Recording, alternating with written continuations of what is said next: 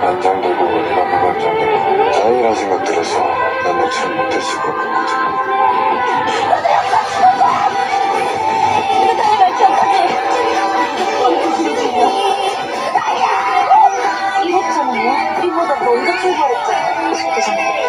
다들 사이 욕해요. 꼭 책임져 주세요. 제발. 그냥 우리 반 애들 아무도 안 다쳤으면 좋겠다. Mungkin kalian bertanya-tanya, apa sih maksud dari potongan drama Korea tadi? Dan yap, di sini aku akan bahas satu poin penting terkait leadership yang tentunya tidak jauh dari peran seorang pemimpin. Pernah dengar ungkapan bahwa pemimpin itu harus jadi orang yang paling berani ngambil keputusan paling berat, even itu nyakitin dirinya sendiri demi untuk melindungi orang yang dipimpinnya. Waktu lihat adegan tadi, aku sempat mikir, apakah pemimpin memang harus selalu sekuat itu? Atau sebenarnya pemimpin yang sesungguhnya itu yang seperti apa sih? Dulu aku pikir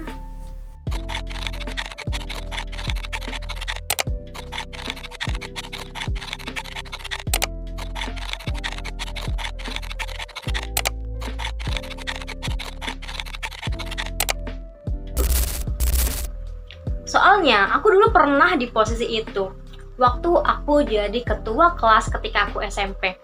Dan ya, jujur aja, aku tuh tipe yang agak otoriter gitu. Jadi aku mikir tugas pemimpin itu ya cuma ngatur, memastikan semuanya nurut, dan kalau ada masalah, ya udah pemimpin yang maju paling depan. Tapi makin dewasa dan makin banyaknya pengetahuan, aku sadar model kepemimpinan kayak gitu cuma bikin aku capek dan tim gak berkembang.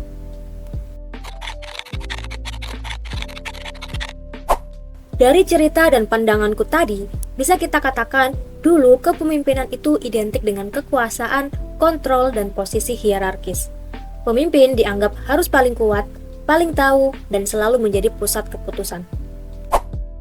Tapi sekarang, kita hidup di era fucha yang serba tidak pasti, serba berubah, baik teknologi maupun kompleksitas masalahnya. Dan di era kayak gini, modal seperti ini nggak cukup lagi. Organisasi butuh pemimpin yang bukan cuma memimpin, tapi juga mau terus belajar.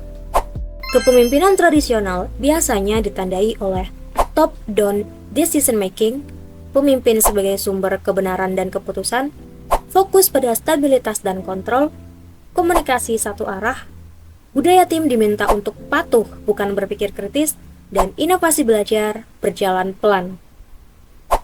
Pendekatan ini berhasil saat lingkungan masih stabil dan bisa diprediksi. Tapi saat dunia berubah begitu cepat, pemimpin juga harus berubah.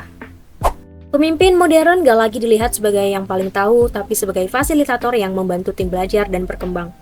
Ciri kepemimpinan modern meliputi kolaboratif, adaptif, mengandalkan komunikasi dua arah, fokus pada pemberdayaan tim, serta menghargai proses belajar, bukan sekedar hasil.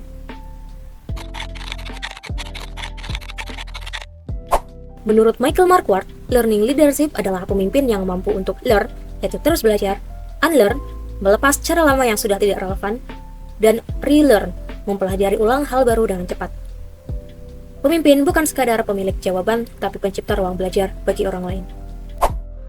Untuk membangun learning organization, gaya pemimpinnya tentu nggak bisa sembarangan. Learning organization butuh pemimpin yang mendorong dialog terbuka, mendukung eksperimen dan inovasi, tidak anti kritik, dan mampu menumbuhkan budaya belajar di semua tingkat organisasi. Pemimpin tradisional mungkin dia berdiri paling depan, tapi pemimpin modern, dia berdiri di depan sekaligus di tengah. Jadi dia bisa mendengar, memfasilitasi, dan juga ikut belajar bersama timnya. Dan itulah alasannya pemimpin yang hanya memerintah tanpa ikut belajar tidak akan pernah mampu membangun organisasi yang adaptif. Aku pernah lihat langsung bagaimana peran pemimpin itu bisa mempengaruhi proses belajar. Dan ya, waktu aku ikut volunteer di KPI Squad. Foundernya bukan tipe orang yang otoriter. Beliau ngasih ruang eksplorasi, ngasih feedback yang membangun, dan selalu ngajak tim diskusi bareng. Dan ini bikin proses belajar makin hidup baik di level individu, tim maupun organisasi. Dan dari situ aku sadar, gaya memimpin yang seperti itu jauh lebih relevan untuk zaman yang sekarang. Jadi, pemimpin itu nggak harus selalu nanggung semuanya sendirian. Karena pemimpin bukan sekedar simbol kekuatan dan juga bukan lagi tentang siapa sih yang paling kuat dan siapa sih yang paling tahu. Tapi siapa yang paling mampu untuk menciptakan ruang aman untuk orang belajar, bereksperimen, dan juga berkembang.